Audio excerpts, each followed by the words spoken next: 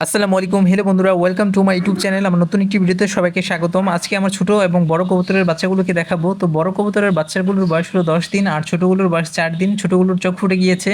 এইদিকে পলিথিনে কিছু পরিমাণ মুড়ি আছে আর মুরগিগুলিতে নিয়ে গিয়েছে, যার কারণে মুরগিগুলোকে এখন দিয়ে দেবো। আর মুরগিগুলো খুবই পছন্দ করে বিভিন্ন ধরনের খাবার খেতে। আর কবুতরকে আমি কিছু পরিমাণ খাবার দিয়ে দেবো। সকালের দিকে কবুতরকে খাবার দিয়েছিলাম একদম ভোর সকালের দিকে, তখন কবুতর বাচ্চাগুলো খাওয়ার জন্য অনেক ক্ষুধার্ত ছিল, তার জন্য ডাকাডাকি করে। আর সকালের দিকে কবুতর মুরগি সব খাবার দিতে হয় এদেরকে, কারণ এরা সারা রাত ঘুমিয়ে থাকে আর সকালের দিকে হলে ডাকাডাকি শুরু করে দেয় খাওয়ার জন্য।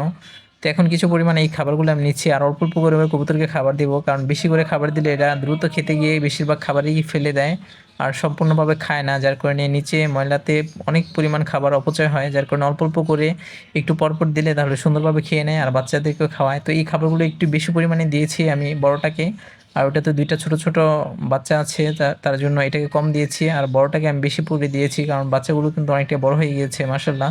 এই যে দেখুন, বাচ্চাগুলো কিন্তু খাবার নেই থলিতে পেটের মধ্যে, যার কারণে বাচ্চাগুলোকে এখন তেমনটা বড় দেখা যাচ্ছে না। কিন্তু যখন এদের মা বাবা একদম পেট ভরে খাবার খাইয়ে দেয় তখন কিন্তু বাচ্চাগুলোকে অনেক স্বাস্থ্যকর লাগে আর বড় দেখা যায়। এরপর আমি সোনালী মুরগিটাকে ছেড়ে দিলাম। এখানে কিছু পরিমাণ খাবার পড়ে আছে, বিশেষ করে মুড়িগুলো। তো মুড়িগুলো যদি না খায় সোনালী মুরগিটা তাহলে চড়ুই পাখি এসে খাবে, আর চড়ুই পাখি আসলে মুরগিগুলো অনেকটা শব্দ করে, ভয় পায়, ডাকাডাকি করে।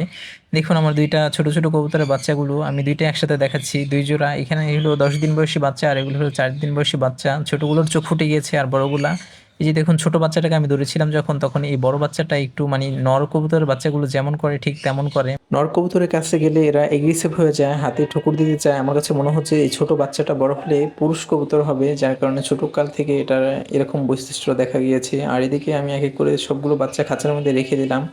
বেশিক্ষণ রাখলে এদের মা বাবা আবার উত্তেজিত হয়ে যাবে, মানে ঠুকরাঠুকরি মারামারি লেগে যাবে, যার কারণে বেশিক্ষণ রাখা যাবে না।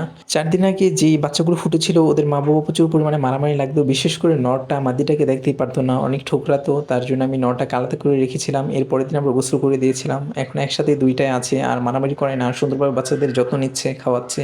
তো আমার ভিডিওটা আজকে এই পর্যন্ত। সবাই ভালো থাকবেন, আল্লাহ হাফেজ।